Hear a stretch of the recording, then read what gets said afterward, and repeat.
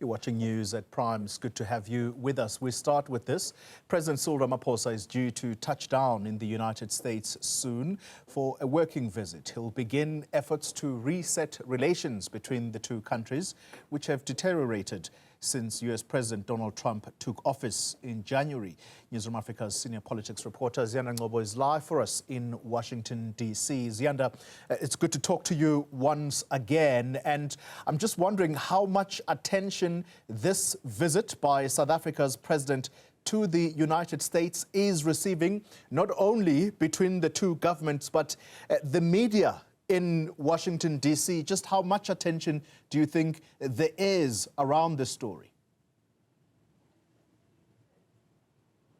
Undoubtedly, the entire world is going to be watching as President Cyril Ramaphosa and Donald Trump meet. So this has garnered the attention of the entire globe, given just the history of South Africa, how we overcame apartheid. Someone like Cyril Ramaphosa, who is known to be a smooth negotiator, and now being the president of South Africa, 31 years into democracy, and having this pivotal moment coming upon us. And now, on that note, I want to bring in DIRCO's Deputy Director General to talk about this and how you are preparing for this moment. Well, this is an important meeting, Ziyanda. These are two countries that have been strategic partners for over the years, mutually beneficial relationship. The U.S. is our second biggest trading partner. We run the most diverse and powerful #1 economy on the African continent, currently holding the presidency of the G20. So this is an important platform for the two countries to come together and talk about matters that will enhance the existing strong and cordial ties between the two countries to the benefit of the people of the two nations. Of course, there are issues that we need to explain and clarify, but at the end, we're quite confident that this platform will help us to get closer and keep moving forward as strategic partners and enhance the mutually beneficial relationship. You keep emphasizing mutually beneficial relationship and the need to clarify, but some are saying, what's there to clarify? There's no need to clarify because actually Donald Trump knows the truth and that this is almost a way to intimidate or bully South Africa. And this speaks to then my next point. Tone, language and posture are going to be very key in this moment. Earlier we spoke to an analyst who said that, look, thank goodness, because that analyst, Mr. Ziyanda, was talking about how this is actually a moment for South Africa to leverage the attention that Trump has given us. If you study the document that they've put together, their Africa strategy, you will recognize that they know how important the relationship between the U.S. and South Africa is, and how South Africa is central to their own Africa strategy. You cannot engage with the African continent at the exclusion of South Africa. This is why even previously when there was an issue around AGOA and people were saying, yeah, South Africa's going to be kicked out, South Africa doesn't need to be in AGOA, we made 2 points.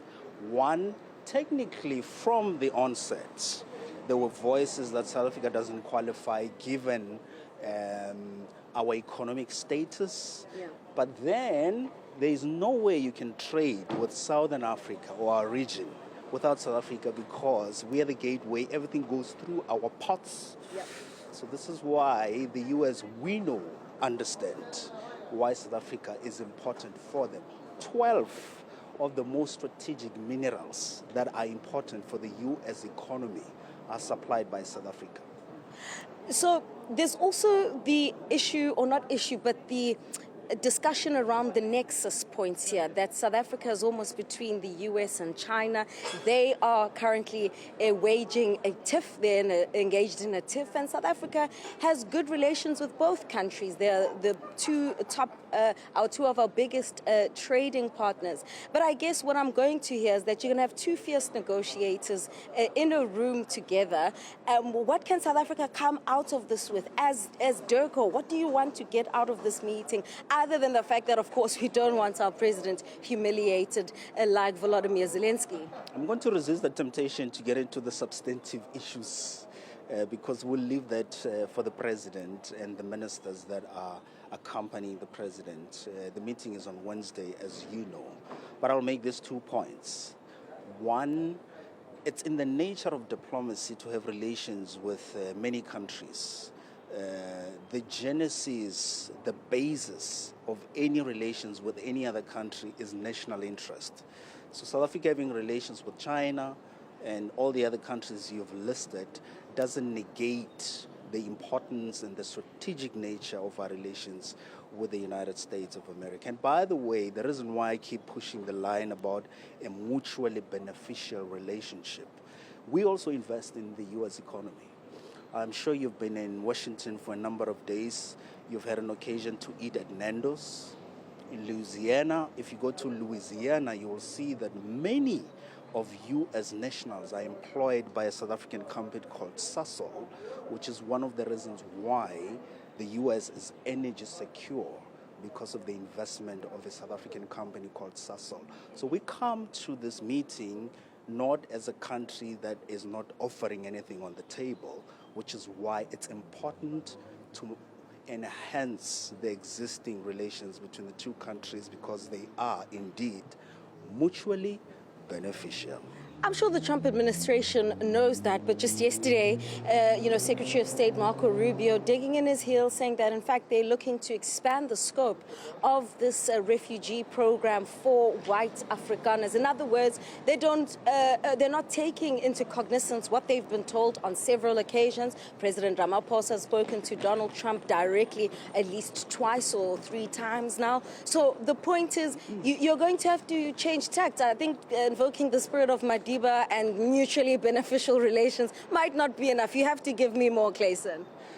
No, look, I mean, I think the talks on Wednesday, let's allow them to happen without revealing a lot in terms of the strategy that our president and the ministers are taking into that important discussion.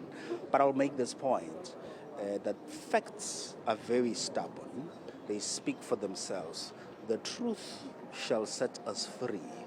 It was very interesting for me to read some of the Sunday papers revealing some of the personalities in the 49 grouping of people that have landed in the U.S. as to who they are, what their background is, and whether they were indeed farmers at any point in their life or whether they are opportunists.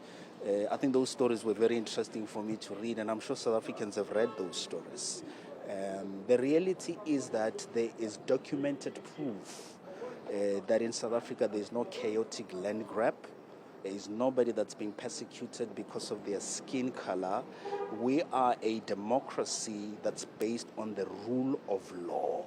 We've got a history and a context, and there are laws that are meant to address the question, an important question of transformation and redress without persecuting anybody. These are facts. This is the truth.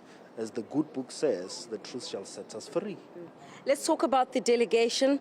Is it senior enough? Is the U.S. government offering, a delegation that's just as at the same level as ours? We know Agriculture Minister John Steenhuisen is part of our delegation, Park Stow, DTIC Minister, DIRCO Minister, as well as the Minister in the Presidency, including our Special Envoy to the U.S., Ngcobo Jonas, who I assume will be introduced formally to the Trump administration. But so far, are we going to get the same level of, in terms of weight and seniority from the U.S. government? And also talk to me about the program. When Ramaphosa, who's landing, I think, in a couple of minutes, what is he going to be getting up to besides the meeting on Wednesday?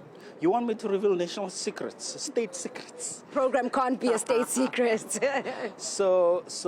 No, you're quite correct. The president will be accompanied by the 4 ministers that you've mentioned. The special envoy is part of the delegation, and we believe the U.S. will match the level and standard of the South African delegation, because this discussion have to be two-way.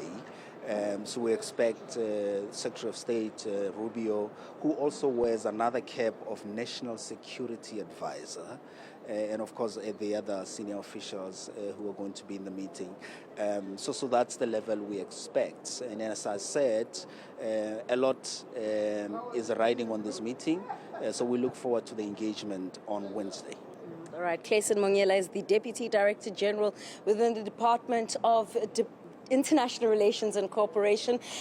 You know, his boss is currently at the White House. He had to rush off to a meeting, Ziyanda, but a confident Monyela there saying mutually beneficial is the order of the day. So clearly they'll also be reminding the Trump administration about what they gain from South Africa, lots to leverage on. But again, you know, a lot will hinge on President Cyril Ramaphosa and Donald Trump's face-to-face. Sometimes they say, you know, Trump will have a good behind closed door meeting, but as soon as the cameras are switched on, the mood and the energy changes. But let's see how things go. And at this stage, Xoli, it's 12:14 here in Washington, D.C. We expect the president to arrive any moment from now. Ziyanda Ngcobo, thank you very much indeed. Live for us in Washington, D.C. We continue with our coverage